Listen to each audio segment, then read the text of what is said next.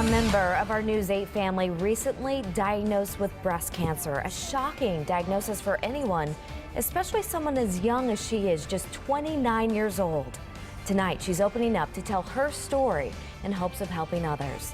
Many of us know someone affected by cancer, and here at News 8, we're seeing it firsthand. It doesn't matter how old you are or how healthy your lifestyle is. Cancer does not discriminate. Our medical reporter, Jocelyn Mementi, here now with a story about a brave woman among our News 8 family. We hope her story will empower others. It's all new tonight at 5:30. Jocelyn?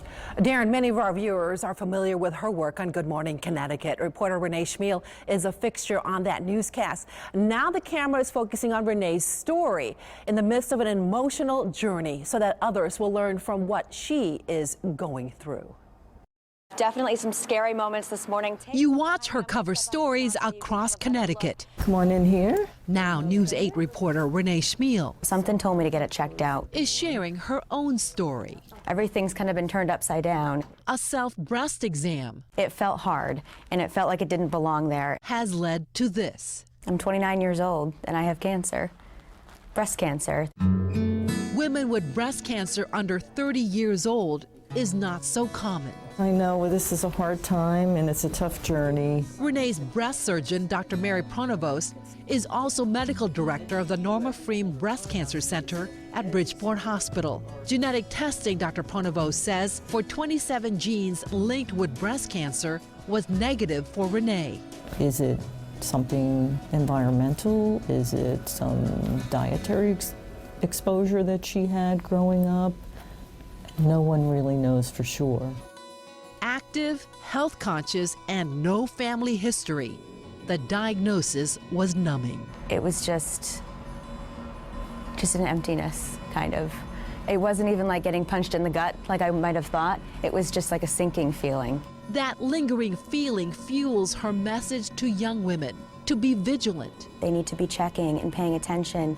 Even if they are young and they don't think they're at risk, it could still happen. Based on Renee's tumor, This is the cancer here. Dr. Pronovost has determined there is a low risk of recurrence. It's how the tumor looks under the microscope. What's the grade? Are the hormone receptors positive? What's the HER2 new status? Treatment for the stage 1 cancer begins with a lumpectomy followed by radiation.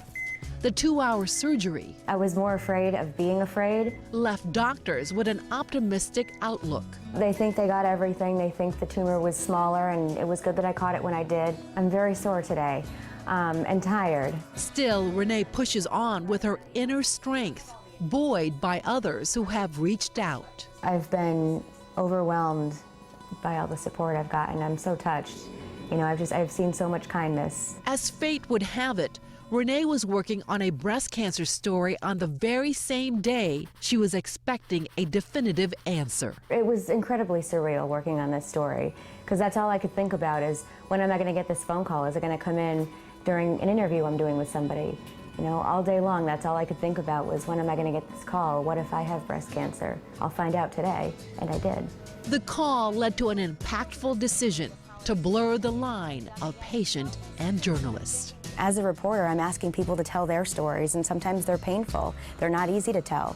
If I'm not going to tell my story, how can I expect somebody else to tell theirs? Today was the first day back at work for Renee after surgery. She has already gotten some good news. Dr. Pronovost told her the cancer was not present in her lymph nodes. Renee will know more tomorrow when she meets with Dr. Pronovost. That's also when they will discuss the next steps of treatment. Oh, thank goodness it didn't spread. And how vigilant she was. I mean, this was just a chance thing that she felt it, right? Absolutely, and she was diagnosed just 2 months ago. She's already gone through so much. She's extremely brave, though. You talk to her about it, she's very open about it. She wants that message out, sent across to everybody that be vigilant, be sure to do that self-breast exam, because you just never know. Right? Last person you would think, young, healthy woman, and here we go, and she wants to tell her story. Jocelyn, thank you. Renee, we're thinking of you. We sure are.